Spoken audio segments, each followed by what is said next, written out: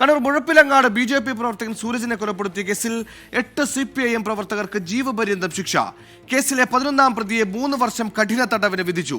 തലശ്ശേരി ജില്ലാ സെഷൻസ് കോടതിയാണ് ശിക്ഷ വിധിച്ചത്. കൊലപാതകം നടന്ന് 20 വർഷത്തിന് ശേഷമാണ് ശിക്ഷാവിധി.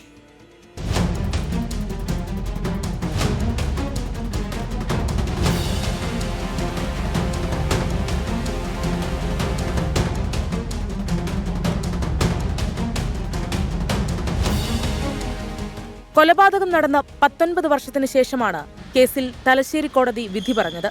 TP വധക്കേസ് പ്രതി TK രജീഷ്, മുഖ്യമന്ത്രിയുടെ പ്രസ് സെക്രട്ടറി PM മനോജിന്റെ സഹോദരൻ മനോരാജ്, CPM പ്രവർത്തകരായ NV യോഗേഷ്, K ഷംജിത്ത്, സജീവൻ ഉൾപ്പെടെ കൃത്യത്തിൽ നേരിട്ട് പങ്കെടുത്ത 5 പേർ. ഗൂഢാലോചന കുറ്റം തെളിഞ്ഞ CPM മുൻ ലോക്കൽ സെക്രട്ടറി പ്രഭാകരൻ ഉൾപ്പെടെ മറ്റ് 3 പ്രതികൾ. ആകെ 8 പേർക്കാണ് ജീവപര്യന്തം.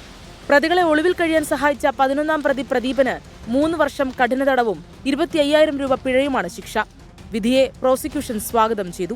പിഴ സംഖ്യ സൂരജിന്റെ ബന്ധുക്കൾക്ക് നൽകണമെന്നാണ് കോടതി ഉത്തരവായിരിക്കുന്നത്. അതുകൂടാതെ ലീഗൽ സർവീസസ് അതോറിറ്റിയോട് ബന്ധപ്പെട്ട മരണപ്പെട്ട സൂരജിന് നഷ്ടപരിഹാരം നൽകാനും കോടതിയുടെ ഉത്തരവിലുണ്ട്.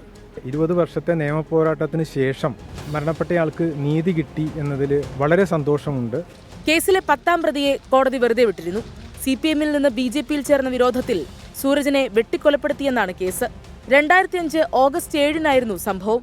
TP കേസിൽ പിടിയിലായ TK രജീഷ് നടത്തിയ കുറ്റസമ്മത മൊഴി പ്രകാരം രജീഷിനെയും മനോരാജിനെയും പിന്നീടാണ് കേസിൽ പ്രതി ചേർത്തത്. കേസിലെ 1ാം പ്രതി PK ഷംസുദ്ദീനും 12ാം പ്രതി TP രവീന്ദ്രനും സംഭവത്തിനു ശേഷം മരിച്ചിരുന്നു. 24 കണ്ണൂർ.